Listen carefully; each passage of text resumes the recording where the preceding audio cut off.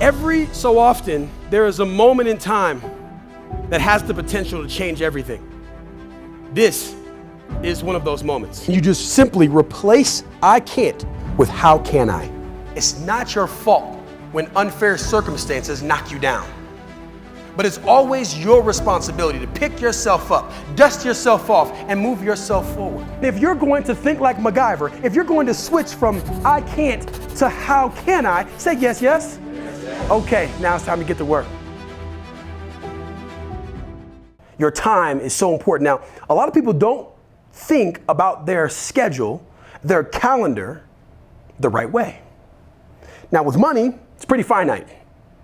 I've got $100 in my wallet. If I spend 50, I got $50 left. If there's two things that cost $50, I can only buy one of them, or none. But if I buy this one, I can't buy this one. Zero sum. This item wins, this item loses, right? The only thing that's truly zero sum is your calendar. There are only certain amount of, I don't care how much money you make, I don't care what your situation is, you only have the same 24 hours as I do, as he does, as she does, and everyone else. So, if you look at your calendar like zero sum, then you start to think about it the right way. On a sports team, say football, or baseball, or basketball, there's only a finite number of people on the field at the same time.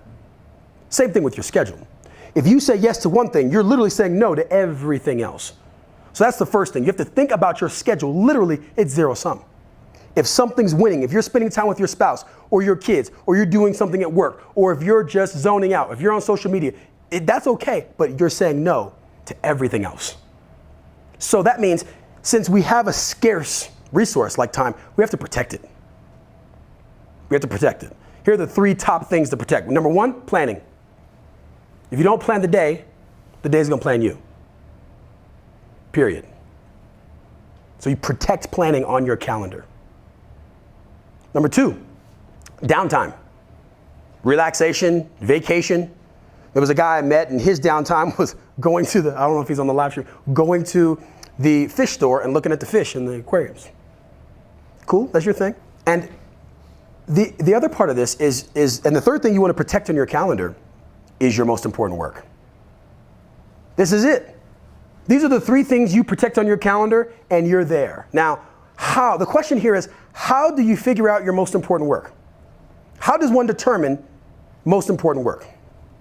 Well, to get a quality answer, you have to ask a quality question. And here's the question. It's called the focusing question. It says, what is one thing I can do right now such that by doing it, everything else is easier or unnecessary? I'm going to break this down into its parts. What's the one thing? One. Not two, not three, not your list of 10. Everything's not created equal. One thing that I can do. Not could do, would do, should do, but I can do. I'm able to do. There's nothing stopping me right now. Now here comes the condition. Such that by doing it, everything else is either easier or unnecessary.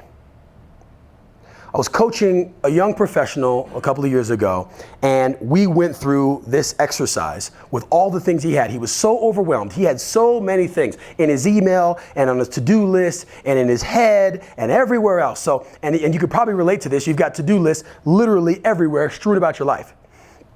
So the first thing we did was we took all these and we wrote them down on a 3x5 card.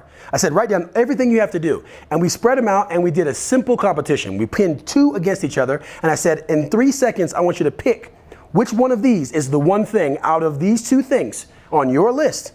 He had about 160. It only took us a couple of minutes to get through this. 3 seconds. If you take more than 3 seconds, they both go to the no pile. They're both not the one thing. Because when it's the one thing, when it's your most important work, easy win. So we take these, you take two things and you put them against each other. You say, out of these two, which is the one thing? And then you pick it. And that goes to the winner pile and the loser goes to the loser pile. And you do that over and over again until you have this whole stack of losers and it's down to these two winners. And then you do it until you literally have one. And that becomes your most important work. Now, he is a professional. He's got lots of different projects going on. He's got a couple of rental properties. He's got all these different things. And he was frustrated about the rates he was charging in his professional life. And so you'd think that one of those things would pop up and be it. His most important work was to call his dad and tell him he loved him. was weighing on his mind so heavy that it was impacting everything else. And whenever that card came up against some other card, it was the easiest decision. This is not more important than this. This is the one thing I need to do right now. It kept winning and winning and winning and winning. Over and over again. And that became the one thing. So of course we take action quickly, don't we? So he got on the phone. He called his dad right then and there. He called him. He told him he loved him. His dad broke down. He said, son, you have no idea what this means to me. I love you too. I'm so glad you did this. I can't believe, we'll talk. I'm going to go on a shoot. He's a professional videographer. He said, I'm going to go on a shoot. He's in Canada doing a movie. He said, I love you. We'll talk soon. And after he hung up that phone, he grabbed the pile, went through it, and threw away probably about 35 cards. Unnecessary. Everything else became a breeze. Easier. Take care of your most important work. Because when you understand how important it is, why in the world would you do anything else other than your most important work? Time. Very, very important.